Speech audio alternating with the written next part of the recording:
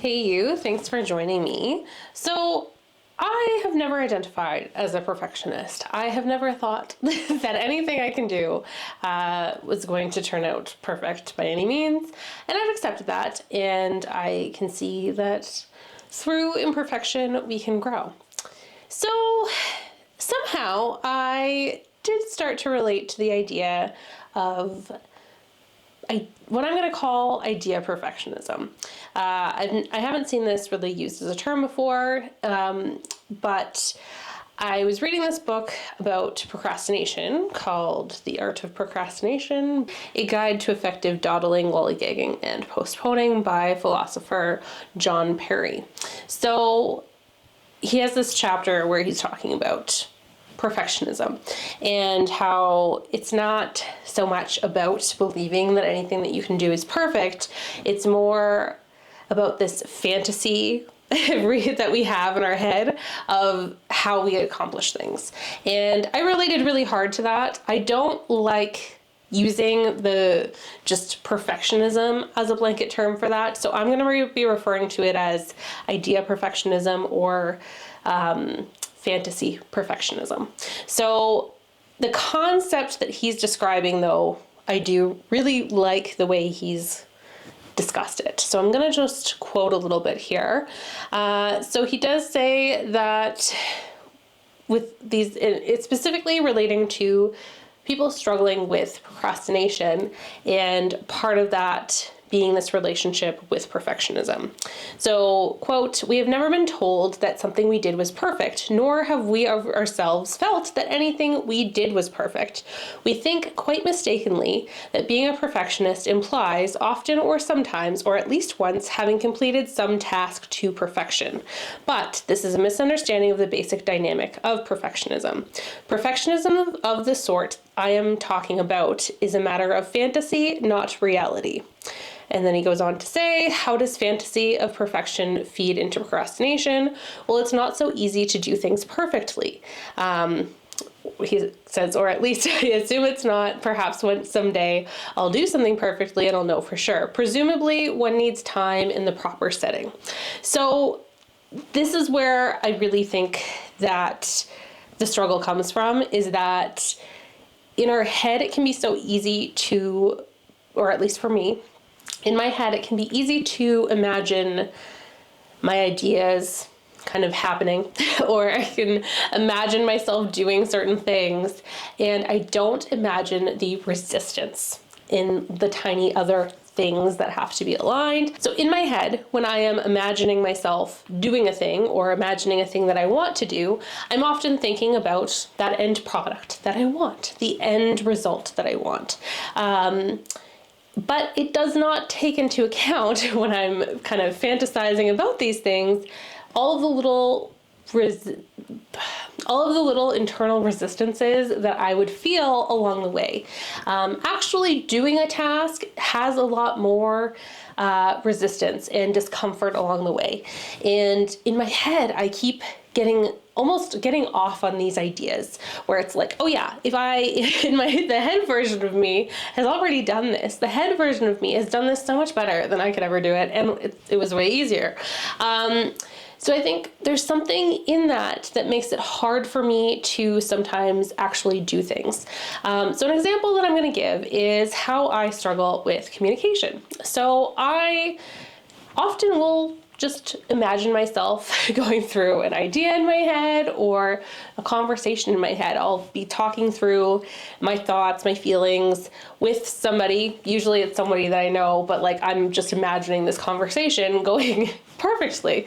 I'm able to say exactly what I want to say. It makes sense. There's no interruptions. I don't go off on a weird tangent. It just goes so smoothly. But real life communication does not happen that way. In real life, there's all these different bumps along the way. There's the time, like just processing what you're trying to get in your head to out is kind of hard, especially trying to make it sound somewhat coherent and not going off on tangents and also not being misinterpreted. There's so many different things that actually happen when we're communicating. And so I think that disconnect sometimes makes it really hard for me to actually do the communication thing. So like sometimes it's something like just responding to people. Like I can respond in my head to these people, but obviously they're not getting the response. Mentally, I am responding, but the actual act of doing this response, be it in person, over like voice communication or through text communication, I really struggle with getting my thoughts from in here to receivable from for someone else. So hopefully that makes sense. Like it's the idea that it's so much nicer of a reality in my head than it is going through all of the little bumps along the way. So I'm trying to work on that. I'm trying to do things more with accepting that things will not be the way that I would like to imagine them, and that's okay. So I've tried to write down a few things that I think may help me in kind of still doing things anyways, of getting started doing things, following through with things, despite this idea of perfectionism holding me back. So these are all things that I'm thinking of right now.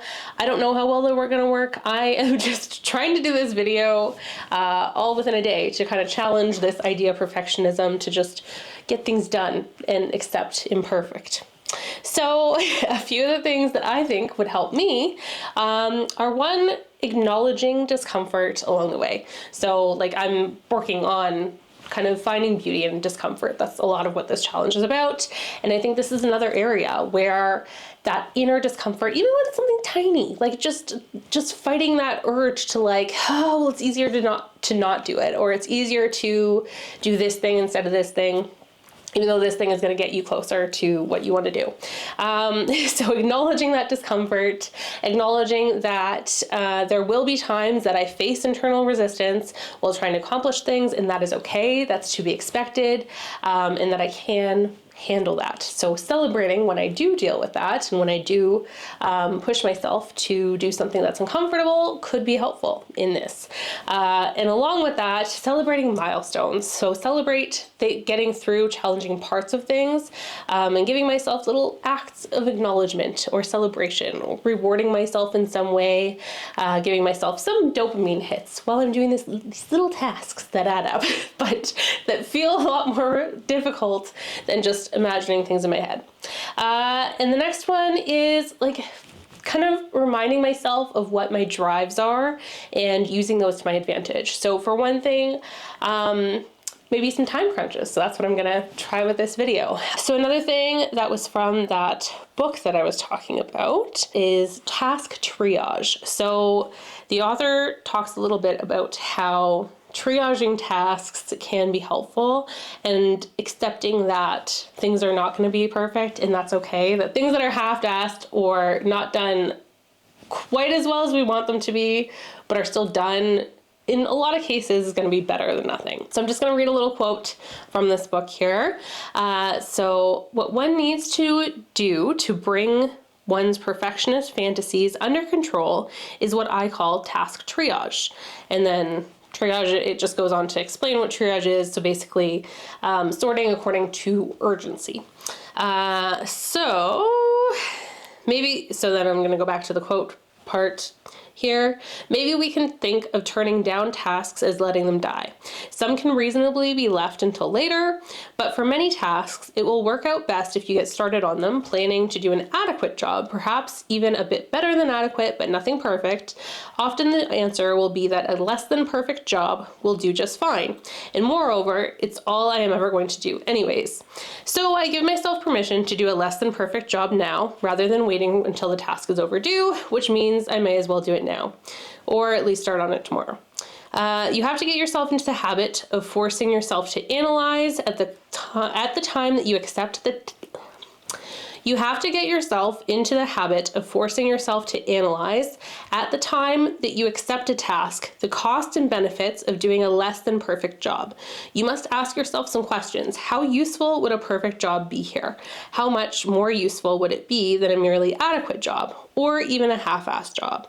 And you've got to ask yourself, What is the probability that I will really do anything like a remotely perfect job on this?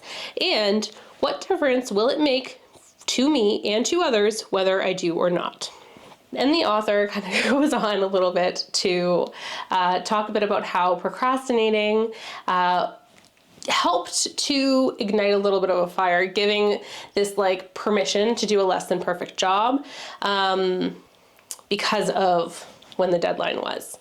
So if the deadline was like really far away, it was easier to imagine things that would be done to our more perfect standard rather than having a bit of a crunch and then being like, okay, well, I actually just need to do what I can do. So I think finding ways to give yourself those constraints that you need could be really helpful. So another thing that I'm going to add that I think has been helpful for me to kind of remember is I had heard Hank Green talk a few times about this concept of needing to accept that things that you create are never going to be perfect. They're never going to be quite what you want them to be. And there's a point where you just have to say like, this is it, and just send it off anyways. So he has a video talking about this. It's not the one that I have kind of simmering in my brain. I couldn't find that one, but this one basically talks about it anyways, about how he just tries to aim for like 80% of what his like ideal standard is, because you're never going to get to that 100%. Another thing that I think can sometimes help is just, again, remembering that oftentimes doing something half-assed is better than doing it not at all. And so just reminding ourselves that half-assed is okay. Half-assed could even be the goal to start with. Having a little like, okay, I'm just gonna dip my toes in this. Maybe what you need to kind of get started. Maybe what I need to get started. And then the other thing that I kind of was thinking about with this is, and how it may help, is visualization. So visualization is about kind of imagining how we want things to go, but also how we get there. And I think that's where the difference is between this like fantasy perfectionism, this idea perfectionism, and the visualization techniques. Visualization techniques can be very focused on like what we want the outcome to be, but there's also quite an emphasis from what I've seen in also thinking about steps. Thinking about how you're going to get there, thinking about what things you need to do and how you're going to do them. And I think that part is really important. I'm going to try to experiment a little bit with some visualization techniques. For me, the visualization side of things is going to have to probably be more imaginative than it is going to be based on like actually conceptualizing like these than actually visualizing. But I do want to kind of take in some of those things to maybe kind of twist things around in my brain a little bit. So I want to play around in my head a little bit so that I'm not just imagining this perfect version of how I'm doing things. I'm imagining more like that the end thing being a thing, and also like how I get there. So I think I'm going to play with that a little bit. I will see if that helps at all. So in the spirit of this video, I'm going to try and upload this the same day that I'm writing and recording it. So it's probably not going to be perfect, and I'm going to have to just deal with that. But hopefully some of these things do help. Let me know if you have any experience with idea perfectionism, fantasy perfectionism. Thanks so much. Take care.